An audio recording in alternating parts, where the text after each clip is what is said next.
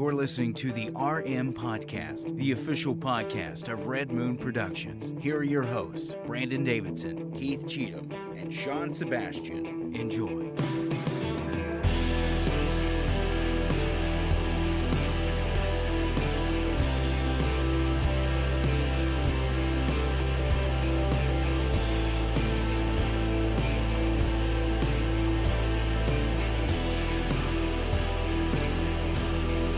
Going my way. That's right, guys. We're going our own way here on the Red Moon Podcast. Coming to you again for another fantastic week. I am one of your hosts, Brandon Davidson, alongside our normal new host, Sean Sebastian. And Keith Cheatham. And returning again for another special guest appearance. That's right, guys. The big, beautiful beast right here next to me, Mr. Oh, Jacob Burris, I'm listening. There it is. Oh, I love it every time. For those of you all who do not know, that is a reference to the fantastic classic series Frasier. So if you all do not watch Frasier, well, you're just uninformed and uneducated. So go and watch Frasier. I don't know where you can find it. Uncultured. Uncultured is absolutely a perfect way to put it. I guess it's still on Netflix. It was for the longest time. Not anymore. What? Oh, Would they really? remove it? They removed it?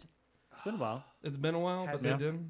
Because I pick it up every now and then. Yeah. And now that I know I can't pick it up on Netflix, I'm sad because You'll pick borrow it my up somewhere. somewhere, yeah. There's Amongst the other plethora of streaming services. There's You'll find it some way to somewhere. get. Well, Frasier. now that's... Oh, no, was there something on your mic? Yeah, It's like there's a big, hair? hair on there. Do you know if Cheers is still on there? Because they both were on there. I think so. Okay, because I watched all of Cheers and went into Frasier because it's a spinoff. Right. Because I love Cheers is one of my favorites, but yeah, now I'm sad that Frasier's Well, not and on it's there. like it now. What I find myself doing is going to Google and I just type in what it is I'm looking Yeah, for, and it'll and I take just you- it tells you. shows me Tell you like who's got it. and it'll say this subscription service like included or for Free. $3.99 Yeah, or free, yeah. and it's just it's I such do a that crapshoot. I mean, that is one thing I will give Apple TV. I think Roku does it too, where it's like an all-inclusive search.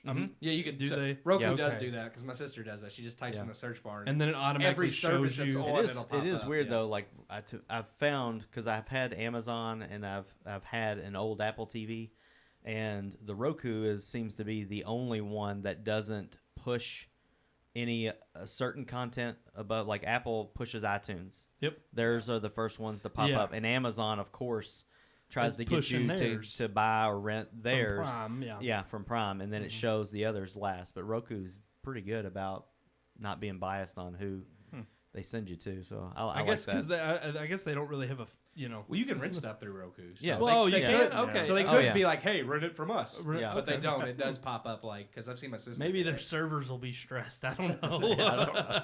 Or maybe they're just the true I independent. mean, they option. are the leading streaming device. provider. So I mean, Who knows?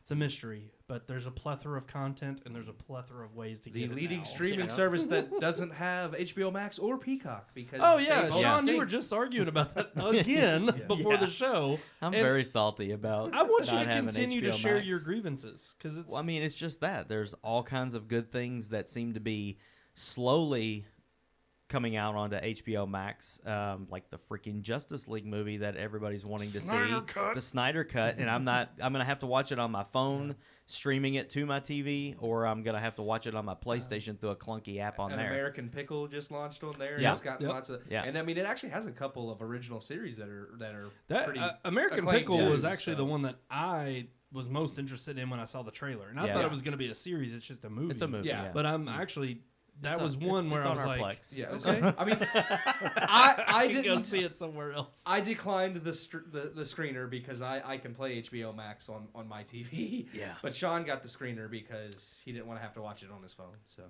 Well, that's completely understandable. Look, we get screeners all the time. So I mean, I've got a mail drop at our 20-story building here at Red Moon headquarters. Yeah. And they're just constantly coming in. We got a whole mail room red mailbox. dedicated. Yeah. Yes. Yeah. It's the red box. It's the red box. It just comes here now. All right, guys. We have got a fantastic show for everybody. We got our relationship segment this week. Oh, ooh, that's right. Relationships. How does humor how much does humor impact a relationship? We're going to dive into that. But we've also got another Best Picture winner, an old classic. And Jacob, because you're our honored guest, I'm going to actually I'm going to toss it to you to maybe introduce us to this movie that we have reviewing tonight. How would you like me to introduce it? However you would like. Who it stars, when it came out, however you want to do it. You know, it's another classic Bing Crosby crooning tale of yesteryear. Can't say it's good. Ooh, already setting them up for failure. But, somebody had to win. Yeah. Perfect. Then that brings us to our review. Here it is, Going My Way. I got to get my hands on the right controls. It's like we don't even care about it enough to get it right. I said Jacob just set it up beautifully, and I just butchered it terribly. Here is our review.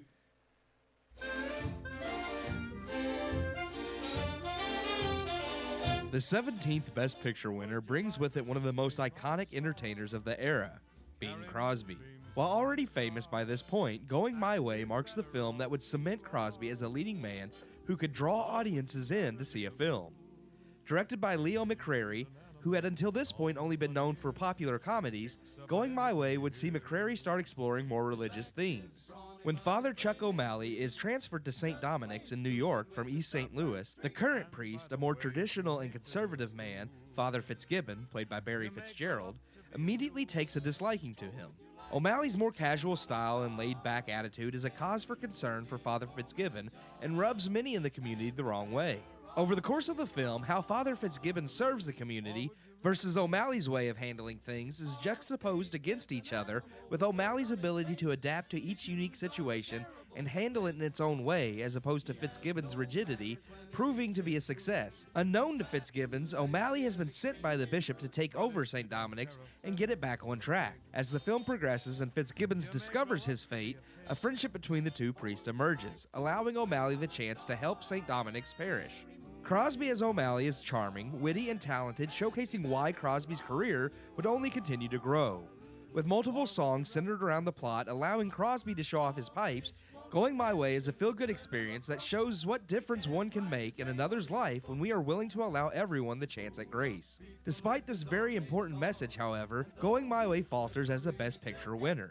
The characters of Fitzgibbon and O'Malley are wonderfully positioned against each other, and O'Malley's charm and willingness to extend grace to everyone he meets is admirable. With such strong characters and themes, the film truly is poised to have earned its Best Picture win. Unfortunately, the film's narrative takes a step back from the last two Best Picture winners. Jumping from O'Malley helping one person to another, and while still keeping track of a single narrative line that runs through each scene connecting the film, I still couldn't help but feel bored at times. While each person O'Malley helps should add to the themes and importance of O'Malley's views versus Fitzgerald's, a few moments just don't feel connected enough to the overarching plot to feel necessary. Likewise, the theme of Going My Way, while a beautiful song to showcase more of Crosby's talents, doesn't truly create a timeless message, glossing over the deeper religious themes of grace for a more casual feel-good message of letting people be to do as they please, something even the most liberal Catholic priest would certainly disagree with. All in all, Going My Way is a unique and enjoyable film, showcasing what would lead to many much better Crosby-led movies. However, with its choppy narrative that fumbles on creating a deeper message, Going My Way just doesn't feel like a timeless classic. I give Going My Way 2.5 out of 4 stars. Oh,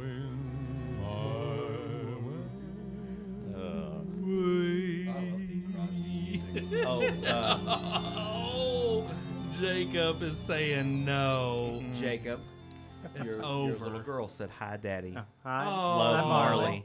Love you too. Yeah. Hold on, say it one more time, right in the camera. Love you too, Marley. Aw, saying hi So to his daughter. sweet. It's so That's gonna be It's the, funny 'cause- It's gonna be the nicest thing that happens for the next few Yeah, minutes. I know that there's a delay over our live show and our feed, and it was just funny because he's looking in the camera going, "I love you too," but then on my screen he's going like that.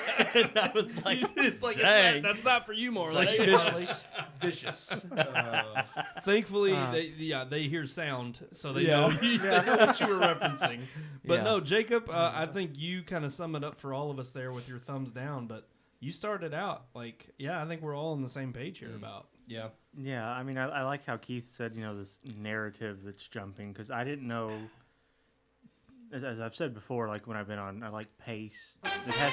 Oh God, that was. Oh my God. That scared the shit out of me. So sorry. This is That the. scared me bad. I forgot to hit pause because that. We are Wow. having technical difficulties.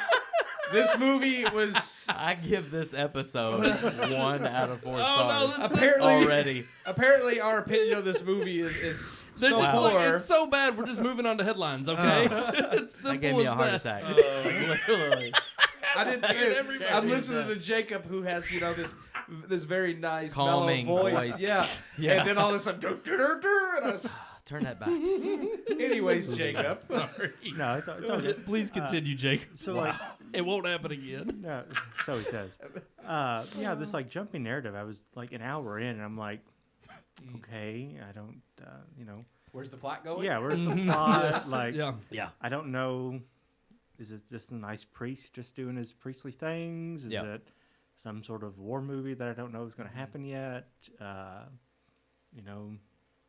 I just didn't know. And then at the end, I was like, I still don't want to know because it's that bad. It didn't give you any drive to want to Nothing. continue Yeah, I the mean, story. Yeah.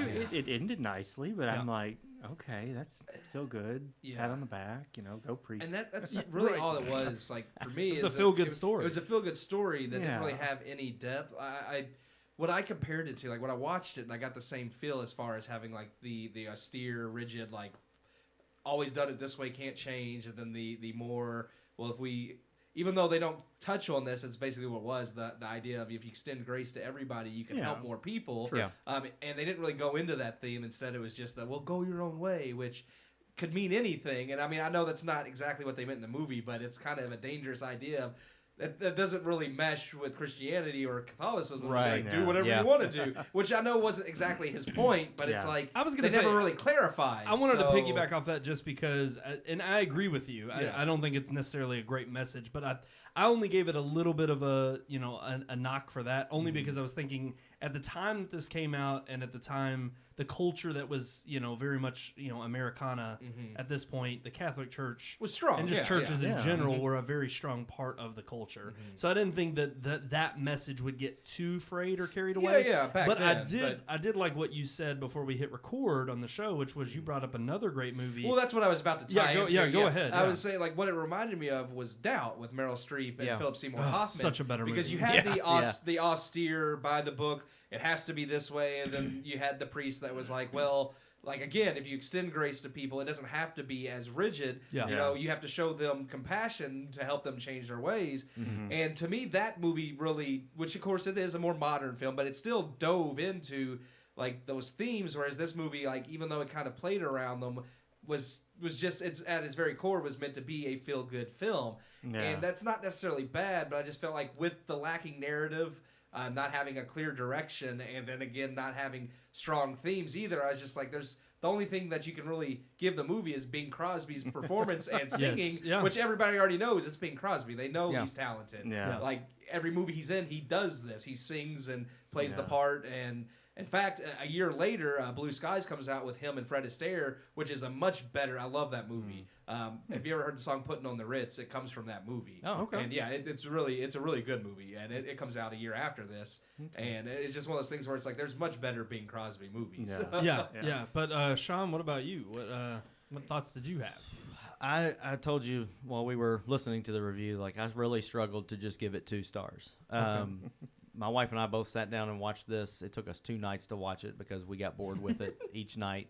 And it was like the second night, I was like, we're going to finish this movie. And she was just like, I don't think I'm in on that one. So I ended up watching the second half of the movie by myself. But I So agree. she didn't even make it through the whole She didn't movie. make it through the whole movie, no. I agree with both Jacob and Keith. The narrative was, I didn't know what it was. What is the plot? What is the story of this movie? There's 12 different stories going on in this Yeah. movie. And I kept waiting for it to pick one and see it to fruition, and it never did. I kept waiting for the old priest to die. I kept waiting for this the young girl that he's trying to get through to, and he's a little disappointed that she's fallen into the arms of this banker's son and all this stuff. And I'm thinking she's going to turn around. She's going to change her life around and start going the right way, and maybe not necessarily go back to her parents, but at least she's going to become part of the church in some way. I was really upset that the movie, like, there's the scene where he goes to her apartment, this new fancy apartment that she's living in, and he starts playing the piano, and that's when he sings the song "Going My Way." Yeah. But he tells her, they tells both of them, like, everybody thinks church is supposed to be this, dun dun dun, and then he says, but it can be fun and it can be more like this, dun, dun, dun, dun, dun. And I was like, that. Thank you. There's the story. Yeah. Here we go. Yeah, This is yeah. where we're going, Yeah. and this is where I would like for it to go. Yeah. Right. That you can be upbeat and funny and have a sense of humor. Absolutely. In at church, you don't have to be uptight like you said. The Catholic Church was wound pretty tight in that time, and It knew its influence it Right, had. right. And Yeah. I do think that's the theme they wanted to go for. but it They didn't just go weren't there. Yeah, they No, weren't clear on it. It never Yeah. did. Yeah. And Right. then it turns into the boys in the choir, and they're going to get Yes, famous, yeah. and all of this stuff. And then everybody miraculously can sing a song and pay for everything that they need to pay for. And then as soon as that's done, the church burns down. And there's, Okay, honestly, I really yeah. just could not get a grasp on what this film was supposed to be about. I did think his performance was really good, and the older priest, what was it? Barry Fitzgerald. But what was his name in the movie? Fitzgibbons. Fitzgibbons. Yeah. I thought he was really good Yeah. for his part. And there was a couple of moments, we're going to talk later about humor and how important that is in a relationship. Humor is important in storytelling a lot of the times yes. too. And they did not nail any humor in this movie the way that it should have been nailed. Like, there's the scene you said you walked in when you were watching them eat the turkey. Yeah. That was, to me, that should have been one of the funniest moments in the Yes. movie when he says, well, they found 9 of them. What about the other one? And they're And sitting then there he's eating sitting it. there eating it, And it, yeah. and it spends like 40 freaking seconds watching him chew the turkey Yes. leg and look at it. I'm like, the punchline's over, guys. Like, I call agree. cut and start the next scene. Yes. I agree. Every moment of humor in the movie fell flat. When he jumps over the bushes, and then you see the priest later, like, trying to hike his leg up and thinking, I'll jump over the bushes too. Yeah. And it was like, that scene was so too long. Yes. And I couldn't find anything exciting or even worth talking about when it comes to this movie except the negative things. Yeah. Aside from the song, which was really good, and whoever plays the 18-year-old girl, oh my God. Yeah, I thought she was gorgeous. Yeah. And I thought she did a really thought good the job same thing. acting too. I thought her quirkiness and her kind of smile, like she's always smiling. Again, and I liked even it, thought that but was, it was over yeah, the top a little bit. Again, but even she was also kind of a continuation of just another plot thread. Of, Yeah. I understood all the like you said, the choir boys, the teenager that runs away from home, all these different moments where it's supposed to build him up as a different approach from what they're used to. It's not that they don't have respect for Fitzgibbons. Yes. But they do have this kind of, okay, he's old school and obviously he's, and I thought that was a good relationship they could have really focused on, was just their relationship together. Yeah. His new approach to, the community and the old school approach. Yeah. But yet at the same time, where it really fell flat for me was not only just the individual storylines to show that, because again, they were all over the place, but I also thought, the song and dance numbers, I just, for one, almost all of, there's 2 of them that are like operatic, and I understand that his old friend, or you can tell it's his old fling from back in the day. And Yeah. she doesn't realize he's a preacher until she opens a door and is like, "Oh my gosh, he's in But his." even that Yeah. was random. Yeah, Yeah, I know. yeah. Yeah. No, exactly, and that's that whole part of him meeting her and running into her, and I was just like, Came out of nowhere. Yeah. I was like, with that along with like the fire at the church. The fire at the church did it for me because I was like, we're done with this movie. Yeah, Like, yeah. why is there a fire Why now? is it still going? It didn't it didn't make any sense. Like the whole plot was truly wrapped up at that point. We knew that, what's his name was going to be transferred and go off. And I'm just like, okay, listen, this movie's over. We can be done with this. It's not But over. there was literally 15 more minutes Yeah. of them trying to raise money Oh, and yeah. show how good the community was, and they're going to rally behind it. And I was like, that along with just, like I said, the song and dance numbers were old school. And it's sad because it's like we're only 14 years, or 16. Is it 16? 17. The 17th. Oh, Yeah. sorry, Yeah. we're 17 years into the Academy Best Picture winners, and I guess they're feeling nostalgia.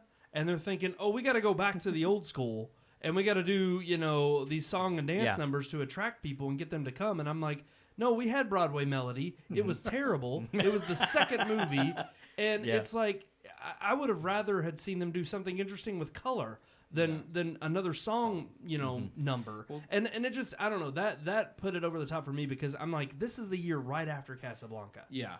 So for it to fall so short of such a classic, Yeah. and for Casablanca to have set the Bar tone so high, and the bar so high for what new cinema. I mean, like we said, Casablanca is a film that the way in which it tells the story and the beat for beat. It's more modern. It's more like what modern we're used to now. and it kind of it sets the tone of like, okay, this is what movies are going to That's become. why we enjoyed it so much, right? Because it's what we're used to. And it saw that glimpse into the future. I have to let you know, it truly wasn't over, because there's a sequel gosh. called The Bells of St. Mary, where Bing wow. Crosby plays the same priest at a different church, and it was nominated the very next year. Yes. Wow. It didn't win.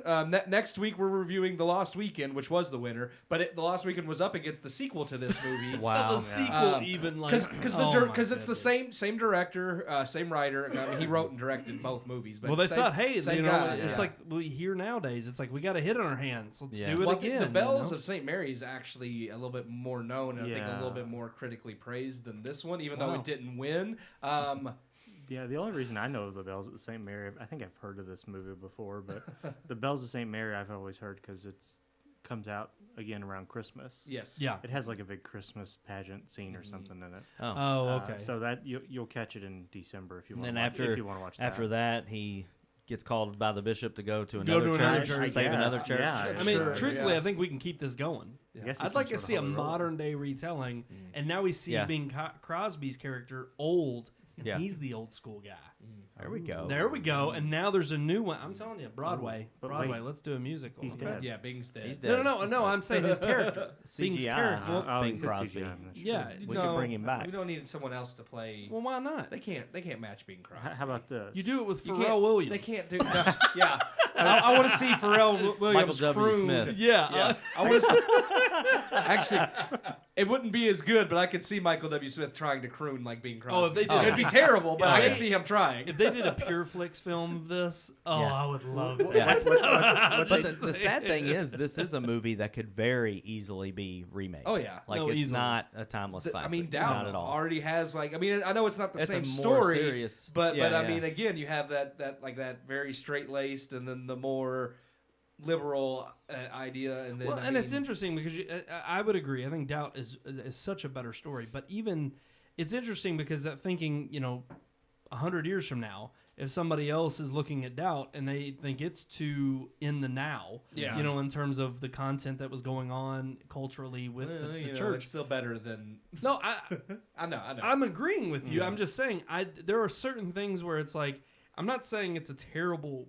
It's nowhere near as bad as Cavalcade and Cimarron. Oh no. It's nowhere near as bad as that. No. But it's not. There wasn't a lot that was yearning for me to continue to watch. Nothing about it marked it as like this is the best film that came out that year. In fact, I know it wasn't because me and Jacob were even talking about It was up against Gaslight, which is a better film. Yes.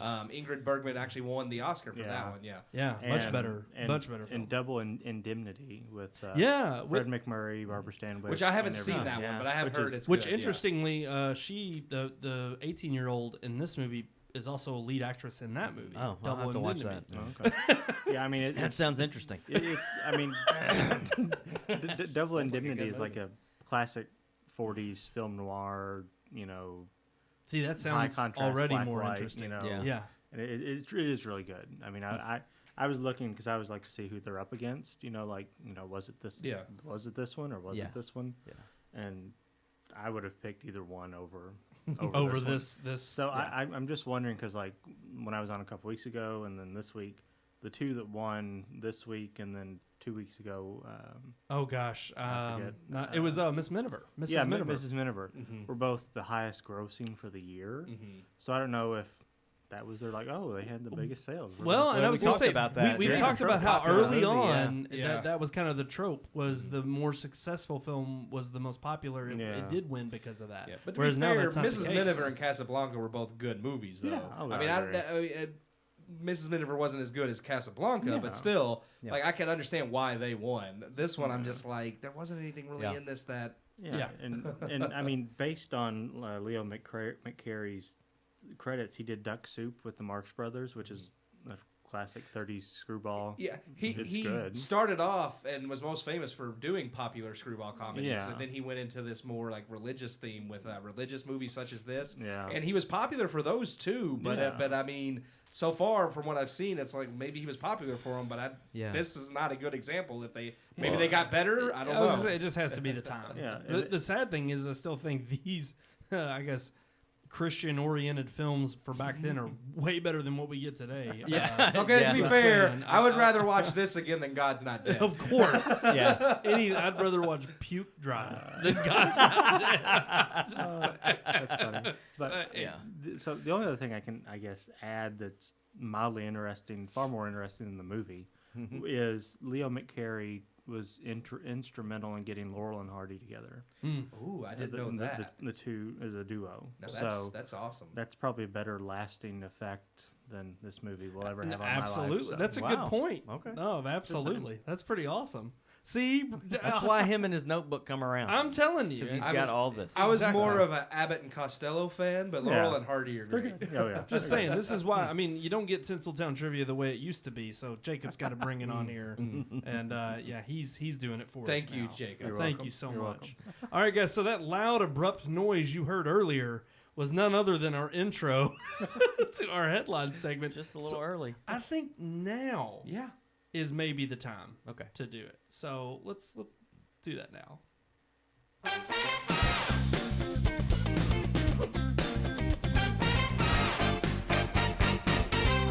Yeah, much better when it's So timed it's, right. it's not as When you know it's terrifying coming, when you know it's coming. Yeah, it doesn't, It doesn't scare you as much. Yeah. Sorry about that earlier. Yeah. Wow. That was my bad, you know. I let the music trail a little bit I was- too long I was on being that review. soothed by Jacob's voice, and then You know, just had to catch their attention somehow. That's okay? true. But we're moving on to our headlines. Obviously, if you saw a little bit of what we advertised at the beginning of the show on the countdown, two major headlines we're going to talk about are Warner Brothers cash grab with Tenet coming out in theaters, and we're also talking about Blumhouse and them bringing 8 films to Amazon Prime, that's pretty incredible. Yeah. But let's start out with Warner. So obviously, finally, we have a date set for Tenet to come out in U.S. theaters. Yes. It is coming out the beginning of September, Yes. hitting internationally I will go see it. at the end of August. But Warner Brothers has tried to seize this moment to say that they want 63% of the cut, the ticket sales for Tenet, for the entire theatrical What's run. the average? The first week it's as like high, almost as high as like 90. Yeah. And then it drops each week after that. But like, yeah, they're wanting like a 63% cut for its entire For run. the whole thing, Because yeah. usually it gets down as low as like 15%, like towards the end of its run and stuff. Because then theaters are making the money. Yeah. But Warner's is obviously like, well, we need money too, and we don't give a crap about you. Well, they so smell blood in the water Yeah. right now. Yeah. Well, I mean, theaters and everything. It's been interesting seeing how all these production studios and the theaters have been kind of combating each other. And then, of course, And finally, compromising, yeah, and too. compromise because finally AMC and Universal made nice, but now Warner Brothers is like, you know what? We want some money. Well, okay, so let's think about this though, because I kind of have my own opinions of what I think Warner is trying to do, but at least the fact is that they are coming down from a higher percentage starting out. Yeah. But do they think that because of the theater situation that it is now, with them there not being very many opening, I mean, you've still got New York that is like, hey, we don't know when we're opening. Yep. Do they believe that the theatrical run of Tenet is actually not going to be that long? So they're hoping that they can get as much out of it, and they're saying, hey, we'll take the hit up front, so we won't get as much out at the beginning, but if you give us this percentage all the way through, we think we can make a good deal of profit, and even though you'll be losing on the back end, you'll make more on the front end. I think a good that's point, their- I mean, is that... I think what- that's I would kind of think- what they're using as. Well, you can go ahead. No, I was no, just saying, I'm agreeing. I think you're onto something there because I think with all of the indifference between theaters and the studios and everything right now, I think everybody is trying to make ends meet, but Yeah. they're also trying to, I mean, Make let's the be best out honest, of a bad situation. they're used to making a ridiculous amount of money on almost any movie. I mean, bad movies still make bank. Yeah. Most of the time. And I think they've gotten so used to being, fat with all of the profit, they're trying to squeeze every last penny they can. And I think everybody's trying to do it. And because of that, we're going to have more. I mean, this would appear to be someone trying to do a cash grab or trying to be greedy, but I think they're just trying to make up for their losses the same as everybody else is doing. I think to an extent, yeah, but I also think Warner Brothers is, trying. Like, I think they know because of the situation they're in that they can try to poach for a little bit more. And of course, I mean, they're going to say, like you said, they're like, well, we're taking a hit up front, and they're going to do everything they can to make it look as good as it can. And again, I mean, they're hurting too. But are they hurting so bad that they have to do this when no one else is? And that's what I have to wonder is because no one else is trying to poach their movie this way. True. Yet. Yeah, that is a key word, yet. But, because, again, we don't know if theaters are going to sign on for this, but apparently this is part of like a list of demands that... Oh, yeah, you don't get Tenet in your theater if you don't follow this If you don't follow this. So if they... And let's be honest, Tenet is by far the most sought-after movie that was supposed to release this summer, apart from Mulan, which we know isn't going to do anything with $30. I'd say Black Widow is higher than Mulan. Well, you're right. You're right. Yeah. That's definitely true. But I will agree that it's like, I think we're seeing a lot. I mean, this is how the market works. I think you have studios who are really trying to figure out and do some wiggle room of, you have, was it Universal that was going with AMC or not? Was it AMC theaters? I'm getting my theaters and my studios mixed up here. But you have these studios who are making deals with theaters, unprecedented deals. And then on this end, you have Warner, who is trying to get as much money as they can to hopefully do more than just break even on such a big blockbuster. Yeah. But also you have theaters who are also hurting, who are saying, maybe we don't want to give this up early on. Maybe we don't want to, because truthfully, if they say no, is Warner really going to take the risk of not putting Tenet in a major theater chain? Especially when they don't have many options out there right now in so many states. Yeah, if AMC refuses, are they going to deny the largest theater chain in the nation that movie? Yeah. I mean... and I think... that could be, I think, some of the reasoning why they're also putting it out internationally, earlier, like a week or two earlier than, that September date. And I think so much of that is also to show how well it's doing overseas, but also... they can kind of get a pulse for, you have so many other places internationally that have already reopened.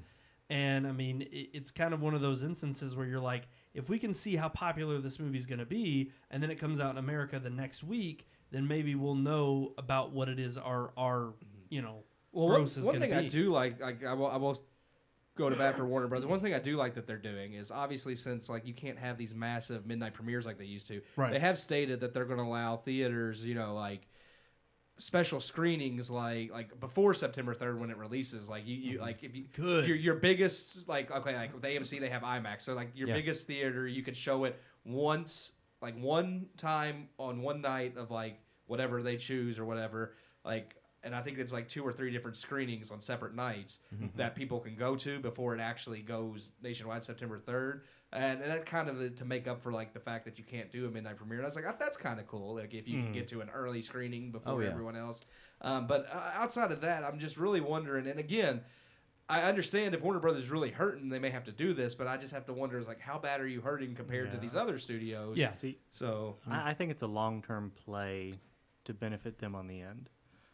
Because, they will take the hit up front with upwards of 90% or whatever the first week. But as things are generally reopening and staying open, it's not like, you're open and things are shutting down and, that sort of thing. It's it's a big movie. It's going to be in for, in theory, a while. So they're going to be instead of this spike, they're just going to level it out every week, boom, boom, boom. It says So, 9 plus screens, it's going to run for 12 weeks.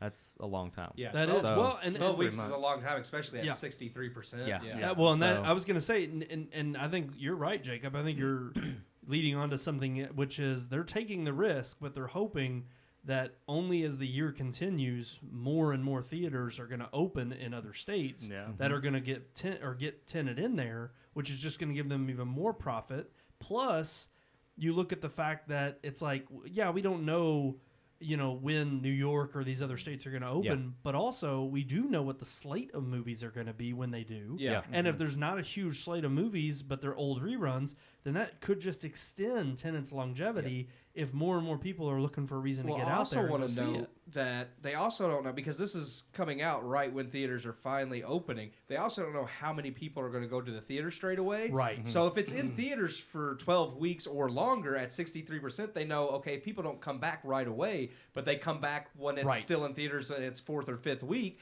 we're still going to get that money. So like this is a way for them to get as many people as possible. Well, and in both respects, it's like that's one way, and then obviously, if other states do open up and other theaters come on board, then in the same there, it's like gradually people start going back to the theaters, and as long as Tenet is one of the viewable options, then they're hoping, okay, well, we're going to have that consistent income. Do you think that percentage? I'm sorry. Do you think that in the weeks and months to come, even into the middle and end of next year, as theaters completely reopen, and there are plenty of films showing, don't you think AMC at some point or other theater chains are going to say 63% is preposterous when we've got other better movies to show? Oh, yeah, no doubt. So I feel like this is something that might be okay now, but I don't see this being a normal thing I don't think after theaters reopen completely. I don't think theaters would put up with it after they open, because they know, okay, if we're back to a normal showing of films, then there's no reason for you to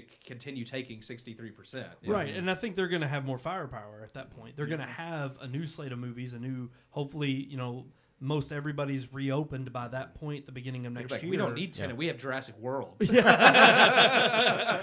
it is true. Well, it's Wonder Woman, isn't that a Warner Brothers movie? Yeah. And see, they mention in the article that, like, for theaters that may only have a single theater, because they're supposed to show that for 4 weeks in a single screen, which is that's rare. There's not very many theaters anymore that only have one screen, especially for a big blockbuster. That movie, Tenet, would be over right when Wonder Woman's rolling in. Yeah, and I think like if I'm just curious if they're doing this with Tenet and then Wonder Woman rolls in 4 weeks later, are they gonna request the same percentage for that film too? Here's the thing, though. Otherwise, it's gonna poach. Even just mentioning the fact that Wonder Woman is only showing on one screen, it's like that could be another issue that studios are having to face with social distancing, with trying to limit how often people are coming in touch with one another. It's like, are they going to show only half their theaters in a megaplex? Instead of the Showcase 20, is it going to be the Showcase 10? Is it going to only show, instead of Tenet on 5 screens, which would be a normal blockbuster release, or at least 3, you now have, it only on 2 screens. It's on a main screen, and then you have IMAX. And it's like... It has to be on IMAX screens its whole run, from what I'm understanding. Okay. Because they're even requesting that the largest non-IMAX screen each week has to show Tenet. Wow. Unless otherwise agreed, is so what see, it says. And I think what they're saying there is if you don't have any screens available, or you're trying to limit and you only get one copy of Tenet, it's got to go in that theater. Yeah. You can't have it in any other theater. It has but to be IMAX. the largest screen. If you're only going to show one, Otherwise, you can't have it. You either show it on your biggest screen, or you don't get it at all. Right. So even that is kind of ridiculous that like they're mandating like. I almost wonder if that's one of Christopher Nolan's that he threw in there. Yes. Because he's all about IMAX and shooting his films to be shown on the large screen. Well, yeah. And I'm just kind of like, I mean, if it's in a theater and it's in IMAX, that's how I'm going to see it. Yeah, right. I definitely want to see it in IMAX, but I don't think it's right for them to dictate to theaters. You can only show it on this screen. Well, and we've had this discussion on here before about like the director setting on Blu-ray players. Oh yeah. And I think it is interesting, but it's like if this is like a little thing by Nolan, I give credit to the studio for backing him in a risky time like this and saying this is how we prefer it to be shown. And I think too, they're also they're standing on the fact that they want to make sure this is a visually stunning and impressive movie for people to come back to the theater. Yeah. If they just come back and they're getting the humdrum, old school movies that they're just like, hey, we just want to get you here and get your butt in the seat. And a lot of people may enjoy that early on, just to get back out and about, but they may not stay for that. And so I think they really want Tenet to be this landmark movie that really kicks off people going back to the theater. And that's one of the reasons that I don't think that this is as greedy of a move as just reading that stipulation alone and the way you just explained it. Yes, they're proud of this film, right? And they want it to be shown and seen in the way that it was shot and in Christopher Nolan's through his eyes, through his lens. And it's like if they're that proud of it and they want it to be, like you said, this landmark movie that brings people back to theaters,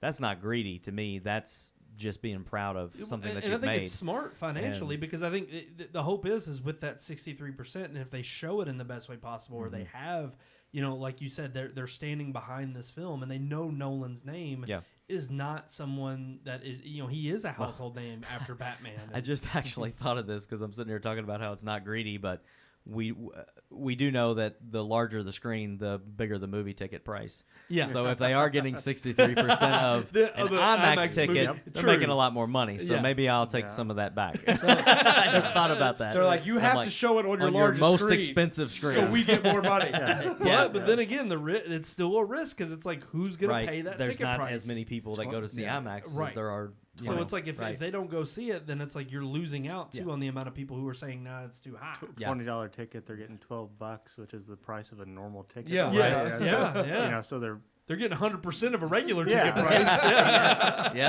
See, Warner Brothers knows what they're doing. But I think it's interesting to see this ebb and flow with the studios and the theaters because they both are understanding we both need each other, but we're trying to figure out the best way to handle going forward. And how to best show not only the movies that we've made and cash in on it, but also to help, the theaters are like, well, hey, we want to show your films, but we also need to stay open. And we love movies and we want this to be a flourishing business. But I think it is interesting, that this is a different approach now that we've seen from another studio in, what is to be the first huge release when theaters are fully open back up. Mm-hmm. So we'll see. We'll see what happens. But very interesting. Very, very interesting. All right, let's move on to our second headline, which happens to be about Blumhouse. Mm-hmm. Yeah, Keith, what are you excited about with this particularly? Okay, first let me describe what's going on. They did a similar thing with Hulu. So, because I've seen some of those and loved them. They're releasing a total of 8 movies for this year in October on Amazon. They made a deal with Amazon to release these 4 films in October, and I think they're releasing them as like 2 double features, so you get 2, I think, one week and then 2 the next week. And then the other 4 come sometime in 2021.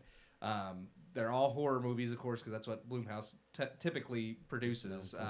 Is it horror. Bloom or Blum? I think it's Blumhouse. I think I it's always call it Blumhouse. Yeah, I don't know. I always do. But they actually did a similar thing with Hulu, where like a film dropped every month. Yeah. Like they did a what they called a season 1 and like from 2018 into 2019, and then they did a season 2 that just ended in July, where they're 80 to 90 minute movies, and they release one every month, and they did that on Hulu, and that's kind of cool. I've seen some of them on Hulu, not all of them, because there's 22 total, and they many of them were really good, and they were critically acclaimed on Hulu. But now they've made this deal with Amazon to release like these films. They're going to do a total of 8 for this October and 4 sometime just in time for Halloween. Yeah. And I am excited because I do like Blumhouse. Not everything they make is great, but that's any production company. But they have produced many of the better horror movies. Invisible Man, The Mask, Invisible Man, fantastic movie. The Paranormal Activity films. They did Get Out. I was saying, didn't they? I think they produced. And I'm pretty sure they done Get Out and Us. They produced that. Yeah. They also produced the Purge films, which I don't think are very good. They have their fans, but they are very popular and they make money, so they'll keep being made. And it says the Blair Witch Project. Oh yeah. Which the thing is, though, what I find interesting with Blumhouse is we've talked about them before and how incredibly successful they are. Because most of their movies are done on a ridiculous budget, low budget of like $1 to $10 million. Did they do Ready or Not? Actually, I'm not sure. I think they did. I feel like they did. I'm trying to look up now. That's another really one that I really thought was a good movie. They did Upgrade. That one wasn't horror. But that was fantastic. Upgrade was great. I knew, and they also are co-producers on the new Halloween films. Yes, of course. And that was really well done. Sinister was a good one. Yep. I'm trying to look at them. Yeah. Oh yes. Have they done Whiplash? I forgot about Whiplash. Oh, dang. Because not everything they do is horror, but yeah, they're all Whiplash was independent, smaller fantastic. independent films. Yeah. So I mean, Happy Death Day. So yeah, I mean, Yep. those are some. They do have a very good list Looks like of. they did Ready or Not. I might be wrong on that one. Yeah, I didn't see it in there. I'm actually going. That was one that I really thought they did, but I guess maybe not. All I know is that for them to have made movies the Visit and Split. Yes, okay, that yeah. they co-produced those with M. Night Shyamalan. Yeah. Those are very good. Hush, I forgot about Hush. That was a good one. That was an Amazon Prime movie, actually. Or was that Netflix? I think that was Netflix. That was Netflix. Neil told me about that one. That's a good one. Netflix. I'm not seeing. Ready Ready or Not did have the feel of films. a. But they've done a lot of really good modern horror films, because I mean the horror franchise is one that the genre anyways was one that was in a decline in the early 2000s. I mean there wasn't very many, like from the late 90s till the early 2000s, and it really wasn't until Paranormal Activity and Insidious that you started getting these traditional, and that was the thing, they were going out of season. They weren't doing just traditional but even September, that October didn't come anymore. around till like 2010s. Yeah. So I mean you had the whole like entire early 2000s, a decade and a half of just not very good horror crappy films. slasher flicks, if anything. Yeah. But I mean, you had suspense, but they weren't traditional horror flicks. Yeah. And then they came in and kind of resurrected that genre and started releasing these movies, in the early part of the year, where they were like, hey, it's usually dead during the early part of the year. And they've kind of, I think, been part of the reason for the resurgence in the box office early on in the year. With a lot of other great films that are like, hey, we can have good movies all year round. They don't just have to be, at this one time of the year. I'm here looking at these films, and literally you have August, September, October, January, April, May, July, all over the place. So they release them like any time of the year, and I mean, obviously, I mean, there's definitely going to be around Halloween time, people want horror, but I mean, if you release a good movie, whether it's horror or not, people are going to watch it. So I mean, but I think the more incredible takeaway with Blumhouse and what I've loved about them is I was just kind of talking about how their budget's about $1 to $10 million per film. I found which one is that was incredibly not cheap. Good. Which one? They produced the Benji remake on Netflix. I had to get it started somewhere. I was like, well, no, that was 2018, so that was recent. God. Yeah. Oh, I didn't even know there was another remake. I didn't either. Apparently, it's Netflix. It's on Netflix? Yeah, it's a Netflix original. I was like, okay. But what I love is that with that small production budget, and they've made incredible amounts of money on each movie they've released. Like we're talking almost like when you're grossing $80-90 million.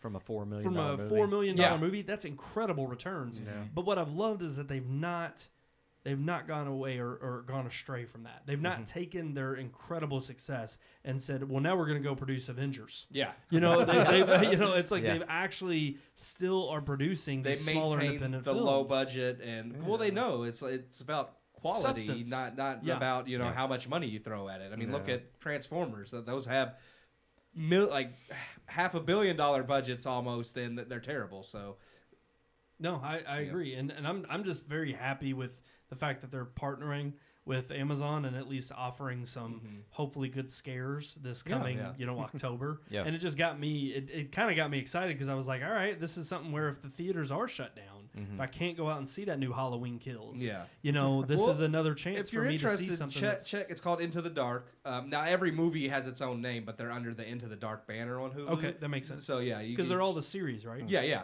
I mean, like they're each individual movies that have nothing to, well, actually, Season 2 has a sequel to one of the movies from Season 1, which is really cool. But, I mean, they're all under the Into the Dark banner. It's almost like what Scary Stories to Tell in the Dark should have been. Yeah. In a way, So, I mean, it's an really anthology series, but it's all under the same kind of And the banner. best part is because, like, they are, like, under that anthology, they're only 80 to 90 minutes. So they are full movies, but they're shorter, on the shorter side. So they're not hard to get through. Yeah. I just think it's pretty cool that Blumhouse has all of these movies up their sleeve. Oh, yeah. Like, I mean, if they can release 80 to 90 minute movies on Hulu and then another 8 on Amazon out of nowhere, yeah, like, that's crazy. It's that impressive. just shows you how many independent films that come their way for Well, production, and then it's like and I think we don't it ever shows see them in you, theaters. truthfully, Well, when you're only spending, like Brandon said, like $4 million Yeah. per movie, but and you're getting a having the bunch back. success. Yeah. Exactly. I think it allows them to cast a wider net out and say, well, now we want more talent. We want more people to come Yeah. in. Yeah. We want to give those visions life, and we want to send them out to prosper. And a lot of that is what Into the Dark is on Hulu. Are people who are kind of like No not names? necessarily first time filmmakers, but it's their first shot at doing something Yeah, bigger. that's That's what and Black Mirror making- was Yeah, with yeah. a shorter series, Yeah. but that's exactly each episode of that is a different writer, different director, different set of actors. Some of them pretty famous, like Bryce Dallas Howard's in one of those. Like so, there's some Yeah, big Miley name Cyrus actors is in one. Oh, I haven't seen Yeah. that one. you got to check that one out. Yeah. Trust me, it's Didn't know about twisted. that. Is it? She on a wrecking ball? Well, it might as well be. Okay. Now I want to watch it. All right, guys. I think, yes, we're all excited about Blumhouse and what their offerings are going to be this October. So check it out on Amazon Prime. I think we are ready to move on to our very much beloved relationship segment. So let's roll that footage. Let me tell you about the birds and the bees and the flowers and the trees and the moon up above and a thing called love. I'm as mad as hell, and I'm not gonna take this anymore. I couldn't help it. We always do the at the end, and it's like, what if somebody was just ticked off? That's humor. That is humor. Well-timed humor. That was like that, and that was a great segue. I'm just saying that was a fantastic way to set it up, Sean. Well, thank you. So, what is our topic about this week, Sean? Humor and how important it is in relationships. That's Did I word that properly? No, that's Yeah, perfect. I personally feel it's Say, very it's all- important. we always word it way different than the way Brandon Brandon puts it does, on the yeah. screen. I always That's hope true. I'm just like, y'all don't Sometimes ever go we back just and change watch. it completely. You Yeah, know? Yeah. And exactly like we did last week. Yeah. It had nothing to do nothing with to that do lower with it. third. I like to think humor's fairly important in a relationship because it's mostly all I have to offer. So, but, no, I have other things, but I do enjoy humor. So, a humorless relationship is just. Well, I was gonna say, like, what is there? Yeah, what is there exactly. after? I mean, if you Yeah. don't, if you can't make, like, I If can you only. can't laugh with the person you love, Yeah. then like. Yeah. Well, and I'm Well, thinking It's not No. even just not even just a friendship. romantic. Yeah, exactly. Like with friendship, it's like one of the things that draws people together to even become friends is humor. Yeah. Or is their, ability to just laugh or even make fun of each other. Like if you can't make fun of your best friends or anything like that, then what's the point? Like, Right. I mean, Yeah. Well, I'm not friends with you if I can't bash you. that's right. You all suck. What you all didn't understand But I was love that you. when I played that headline open earlier, it was to get you all to laugh Yeah. and join in and have. Oh, Oh yeah, I see it what was- you did It there. was part of our humor segment. Wow. You, You know? are a genius. So yeah. Okay, I was hoping y'all'd laugh a little bit. Yeah, at he that. doesn't was hear that terrible. often. Hey, oh, dang, What do they call it? Idiot savant. So that was Brandon right I'm there. the idiot. Just dropped the savant. Yeah.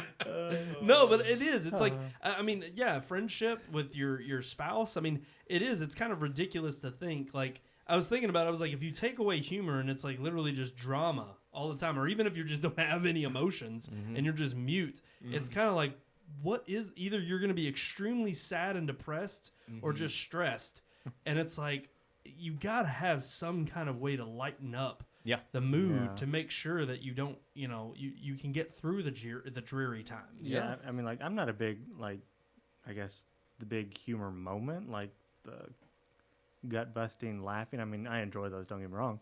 But, like, when either I quote unquote give humor or, like, make a funny, it's not like Make it one, funny. one, of those, Yeah. one, of I those, like one of those big moments or whatever. It's just a Yeah. small little, more like a play on words or It's very a subtle. chuckle. And yeah. Yeah. So, You know, do great puns, Jacob. Yeah. As someone who appreciate puns, I always love when you come up with You know, it's very droll, almost English or whatever. And, it's just, Dry humor. yeah, very dry. And Hence why we started talking about like Frasier at the beginning. yeah, and talk about dry humor. Yeah. So it's one of those moments where, like for me at work, it's not like humor with your like spouse or significant other. Everybody gets stressed at work, or you're having that day and that sort of week, whatever.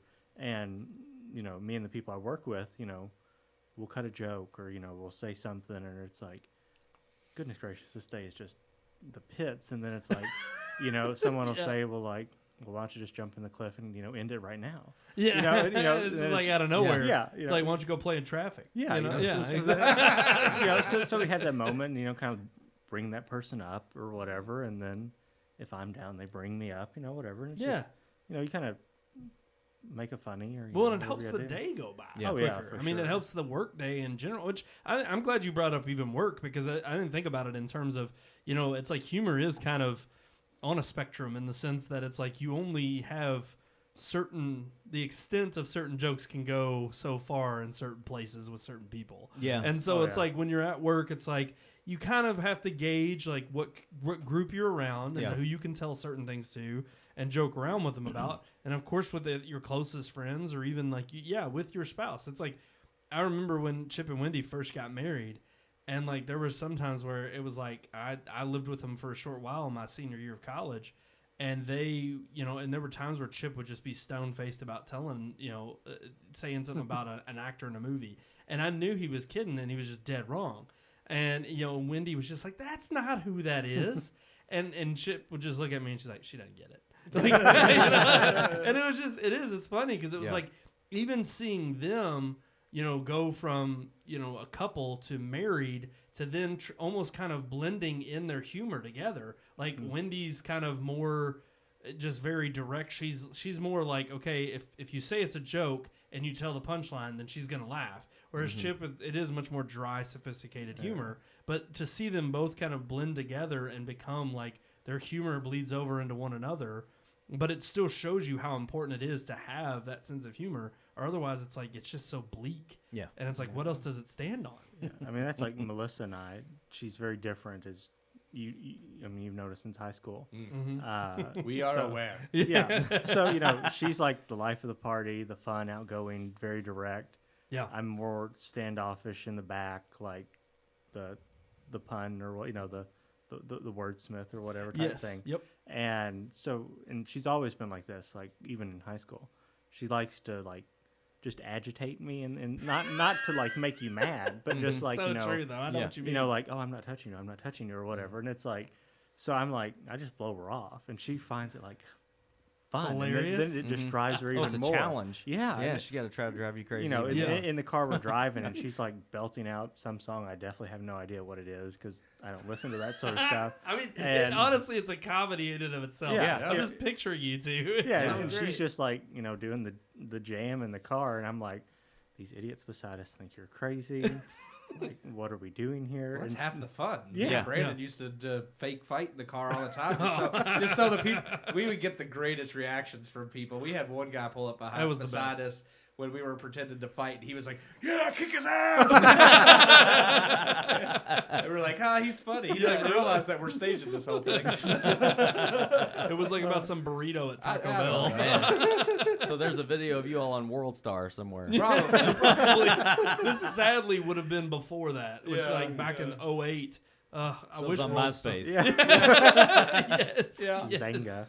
Well, and in fact, actually, there's a band video now no longer on MySpace from it was Fuzzy. I don't want to go into the details. Oh yeah, but let's just say that wasn't even a bad story. It wasn't. It's just because I said the word "come" and no, literally, it's the only thing I can imagine, and I think they took it the wrong. I literally meant like "come here," but I just said Fuzzy said "come," and they took the video down, and I was like, wow. And I'm like, I guess that's But why. see, if it was 2020, they'd be putting it back up. Oh hell yeah, That's perfectly acceptable now. That's the only thing like, I can think of is why it got taken down. I was gonna say that's the most innocent thing you could find online today. Yeah. I mean, there's no just slight innuendo. Right. Yeah. But no, I just think it's interesting because I think there are different kinds of humor, and like you brought up, Jacob, just how opposites attract even, and how it's like her very brash in your face, like Jacob's shaking his his head right now. Yeah, it's great sometimes, but other times I hate Totes it. my goats. Which is funny because, if Melissa's watching, I don't know if she is.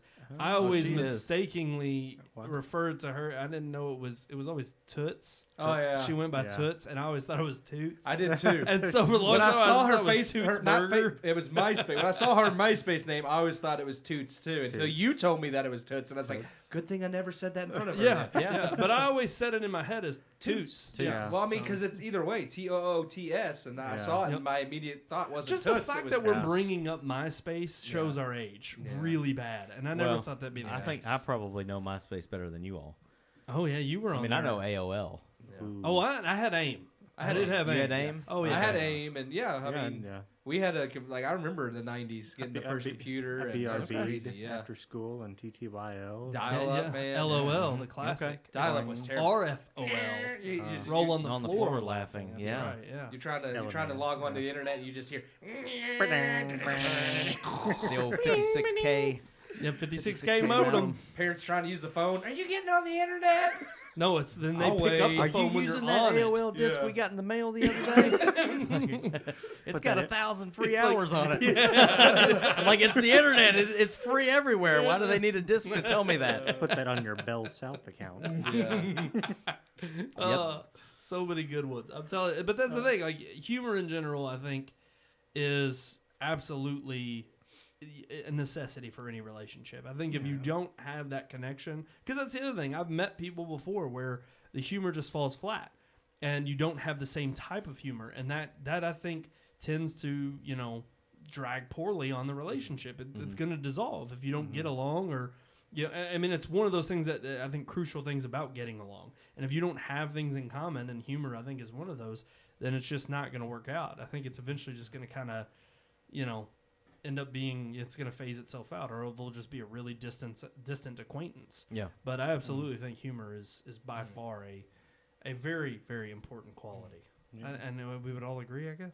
Yeah. Yes. Yeah. See? Yeah, if There we we go. have to. If we have to, yes, you have to agree with me on my show. Yep. Okay. All right. Our show. I'm just Our kidding. show. It's our show. Our show. He said that to be funny. What are we reviewing? Yes. No. What are we reviewing next week? Oh, I don't know, Keith. Why don't you tell us again? Because 18th you, Academy Award-winning Best Picture, The Lost Weekend. The Lost Weekend. That's right. Wait, that Don't was know- at the lake last weekend. Yeah. That was definitely also a Lost Weekend. coming up next week. Is this? Oh, we didn't tease it earlier. That's right. I'm teasing it now. What For are those of you that don't know, those are Carolina Reapers that I am growing in my garden, and they are almost at peak. What do you call that? Scoville Ripeness. I mean, that's all I'm Peak- saying. peak ripeness. Peak Yeah. Level ripeness. of Yeah. Any way to put it. Hotness. They're so yeah. Next week those will be coming into the studio with us. Well, what's the big deal And, about those peppers? Well, they're Yeah, the why are we hottest, doing that? hottest pepper in the world. Oh If my anybody's gosh. ever seen the was it the Pocky chip challenge? That's the chip that chip is seasoned with Carolina Reaper, so that's what makes it so hot. Literally, somebody's gonna die So next week, we might. and I'm gonna get sued. And this is gonna be interesting. So stick around for that. Yeah. All I know is Tune in, I guess. Smaug will be blaring his heat out of So this Valley pepper Station. is supposed to be like, is it millions or I think it's millions of Scoville. Yeah, I units. think it's tens of millions? I or think- something I- Oh ridiculous? no, it's definitely because Tens of millions. I Here's think the deal. 100. It's over 100 million. Here's the deal. Oh my gosh. We ate a pepper over at Brian's house. yeah. Tiny little black pearl Pearl. pepper. I think it's like 200 million. on that Scoville. pepper My was gosh. that pepper put me in the fetal position, and it was 30,000. Yeah. And we're talking about This is so stupid. Yeah. I mean, I will have 2 gallons. You need to have What- milk. Do you need 2 Please get half 2%. gallons? Please get 2%. I'll get whole if you want it. just 2%. Just please. 2? You need Okay. to get I can't 3. do that. I won't for get each of skim you. for you all. You can't do whole. I can't do the What'd you whole- say, You Jacob? need to That's get supposed 3 to be gallons, one the for whole's each supposed of to you. be I pull it the understand. best. I understand. Yeah, I'm yeah. just I don't know. I mean, if I'll can do take it. whole I might throw up. because it cools. Then it it'll the get best. hot again because I'll be Yeah. throwing the hot All right, pepper all up. right. Well, then I'll do 2 gallons. I can bring my own. If One, that's- okay, all right. if you need me to. You willing to bring your own? I'll bring a 2% Okay, gallon. Keith, I are you half bringing your gallon. own? Well, depending on I should be able to stop by the store on my way. And lip balm. Because I don't drink whole milk at home. I drink you got to skim. put lip balm See, on. I typically drink skim milk. So That I honestly I don't know how you're gonna do it. Well, that's just one thing I read online is that if you Okay, put the one was- Carmex or okay, chapstick on first, the one was if you lick your lips, 30,000. it won't burn. These are 2 million. That's what it is. Though that was 30,000. Yeah. Yeah, And this one's is 2 million. it's Yeah. It can get as hot as 2,200,000. I kind of pick half the jalapenos off my salad. I can't imagine. See, no, Yeah. I can't even. Like, Oh, you're doing it. no. Just Jacob's like, yeah, just right. for point of reference, standard pepper spray, you know what you spray in people's eyes, is in a range of 2 to 5 million. So these get as hot as Oh, it's pepper, Pepper spray. spray. So you Yeah, literally are willing to handicap yourself for the show. yeah. Well, I'm not going to put it in We're my not gonna put eyes. it, we're gonna wear rubber gloves. Yeah. Well, okay, Yeah. and I'm should I bringing some clarify- rubber gloves. Hold on, are we doing this at the beginning of the show, or are we waiting until our Vices The segment? Vices, yeah. Okay, Yeah, at the end. So we're not really going to see you all struggle completely. See, I'm actually kind of wanting to We can see do it that. at the beginning. We just may not make it through the rest of the show. Well, we Brandon may have be to- the one You might have to talking next carry week. the rest of the show. I was going to say I probably will So be. I'm willing to do it at the beginning. All right, I mean, Yeah. we'll talk about it next week. Yeah. We'll talk about it. Yeah, And- we're and already you know running what? over here. I've had the email up the whole time at the bottom of the screen. RMPodcast@RedmoonProductions.com. Email us there if you want us to do it at the beginning or the end of the show. And you know what? If we do it at the end, we may stick on for a little while longer than a normal episode just to show you the effects. Well, we already know Melissa's going to watch. But she's She is, ready. She's ready. She said she could be the special guest next week to save our lives if needed. She is a nurse. She is a nurse. She's So. a No, please, Jacob, if you can, have She your knows- wife on standby. She knows CPR, can administer any drug you need. And honestly, I think honestly, if they're burning from heat in their mouth, I think if she just belts out with a High School Musical song, then might that will snap it Oh, that right was out her- of it. That was her That might jam in just be high the school. final thing to put me into the grave. All right, guys, that's gonna do it for us this week. That's right, guys. As always, check us out, redmoonproductions.com. Until next time, I am one of your hosts, Brandon Davidson, alongside our normal new host, Sean Sebastian. and Keith Cheatham. and our special guest this week. Jacob Burris, and I was listening. Oh, we'll see you next time.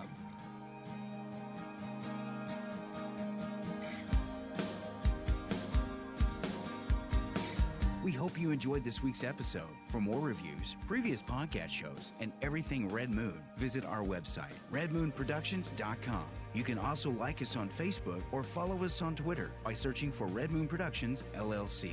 We'll see you at the movies.